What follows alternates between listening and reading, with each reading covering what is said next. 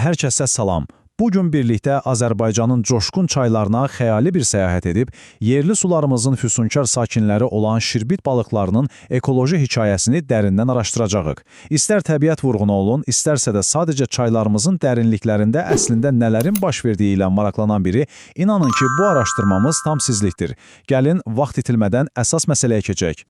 Yaxşı, gəlin qısaca planımızın nədən ibarət olduğuna baxaq. Birinci, şirbit cinsinə ümumi baxış edəcəyik. İkinci, kür və terek şirbitini tanıyacağıq. Üçüncü, onların yaşayış yeri və qidalanmasından danışacağıq. Dördüncü, çoxalma və həyat tərzi. Və nəhayət beşinci, bu canlıları gözləyən təhlükələr və su mühafizəsi məsələlərinə toxunacağıq. Başlayaq. Elə isə gəlin birinci hissəmizlə şirbit cinsinə ümumi baxışla başlayaq. Deməli, şirbit, elmi adı ilə desək, barbus, çəkikimlər fəsləsinə aid şüa üzgəcli bir balıq cinsidir. Təsəvvür edin, uzunsov bir bədən və haçalanmış qəşəng bir quyruq üzgəci. Bu dostlarımız qlobal miqyasda əsl səyyahdılar, yəni onlara Avropa, Afrika və Asiya sularında rast gəlmək olar. Və bilirsiniz, ən gözəli nədir? Məhz bizim öz sularımızda, Azərbaycan çaylarında bu möhtəşəm cinsin iki tamamilə unikal nümayəndəsi yaşayır. Buna görə həqiqətən çox şanslıyıq. Keçək ikinci hissəmizə kür və terek şirbidinin təqdimatına. İndi isə bu iki yerli çay sakinimizi, belə deyək, qohumlarını yan-yana qoyub fərqlərinə baxaq. Kür şirbiti çayların az qala pəhlavanıdır. O 40 sm uzunluğa və 460 qrama qədər çəkiyə çata bilir, özü də kifayət qədər böyük pulcuqları var. Amma o biri tərəfdəki terek şirbiti, o daha yığcamdır, maksimum 26 sm və 270 qram. Lakin burada çox maraqlı bir nüans var. Terek şirbiti sırf sürətli axınlar üçün yaradılıb. Onun gözləri və pulcuqları daha kiçik, quyruq hissəsi isə nəzərə çarpacaq dərəcədə uzundur. Bəli, bu təkamülün sürətli sulara verdiyi möhtəşəm bir cavabdır. Üçüncü hissə, yaşayış yeri və qidalanma. Görək bu balıqlar harada yaşayır və nə yeyirlər? Əslində, hər iki növ öz məhəlləsini yaxşı tanıyır. Məsələn, kür şirbiti Kür çayının orta və yuxarı axarlarında, eləcə də Araz və Pirsad çaylarında tam bir hökmdardır.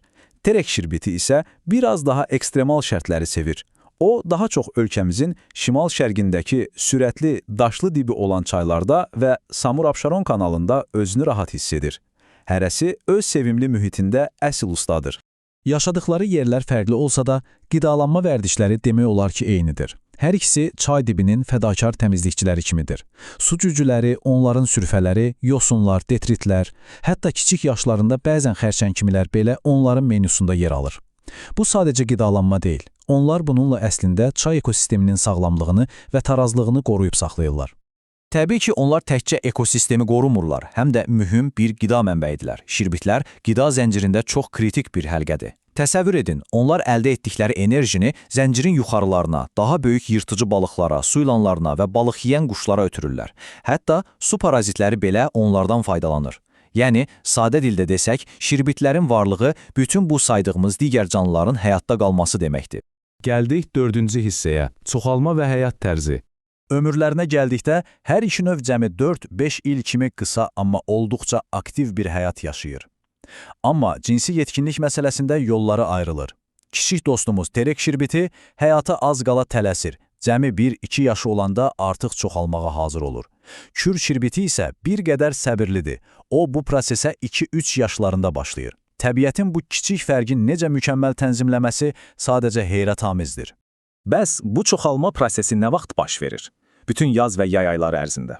Terek şirbiti mövsümü tez açır, hələ aprel ayından başlayır və iyula qədər davam edir. Kür şirbiti isə mayın əvvəllərində Kür çayında fəaliyyətə keçir. Amma dağ çaylarındakı kür şirbitləri iyulun sonlarını gözləyir. Yeri gəlmişkən onlar bütün kürüləri eyni anda deyil, hissə-hissə tökürlər. Bu isə hər hansı bir təbii fəlakət anında bütöv bir nəslin məhv olmasının qarşısını alan əla bir sığorta mexanizmidir. Və bura diqqət edin, ən şok edici məqam budur, rəqəmlər. Təsəvvür edirsinizmi? O kiçik terek şirbiti bir dəfəyə nə az, nə çox, tam 16.200 kürü tökə bilir. Kür şirbiti də ondan geri qalmır, o da təxminən 15.600 kürü qoya bilir. Onlar bu kürüləri çayın dibindəki daşlara və sualtı bitkilərə elə ehtiyatla yapışdırırlar ki, düşünün, bu qədər böyük rəqəmlər əslində təbiətin onlara verdiyi bir müdafiə sistemidir. Yəni, təbii itkiləri ancaq belə kütləvi çoxalma ilə kompensasiya edə bilərlər.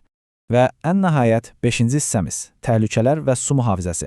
Təəssüf ki, həyat onlar üçün həmişə rəqəmlərdəki kimi gözəl olmuş.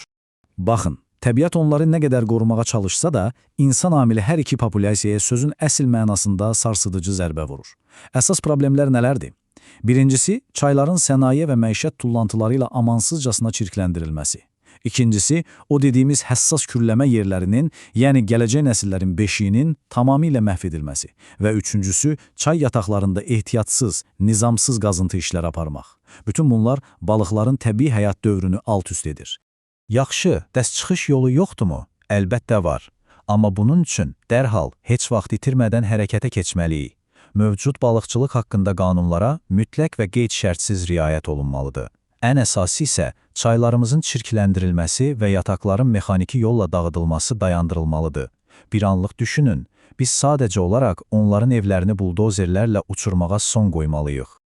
Bax beləcə bu araşdırmamızın sonuna gəldik və mən sizi olduqca vacib, bir o qədər də düşündürücü bir sualla baş-başa buraxmaq istəyirəm. Kür və terek şirbitləri çayda üzən sıradan balıqlar deyil. Onlar çaylarımızın sağlamlığının ən dəqiq və təbii göstəriciləridir. Sual isə budur. Biz bu unikal canlıların həyatda qalması üçün ümidsizcəsinə ehtiyac duyduğu bu kövrək ekosistemləri qorumağa hazırıqmı? Lazım addımları atacaqmı? Bu məsuliyyəti öz üzərimizə götürə biləcəyikmi? Təbiət bizim atacağımız addımı gözləyir. Birlikdə öyrəndiyimiz üçün təşəkkürlər, növbəti görüşlərədək. Təbiətə hörmət, gələcəyə zəmanət.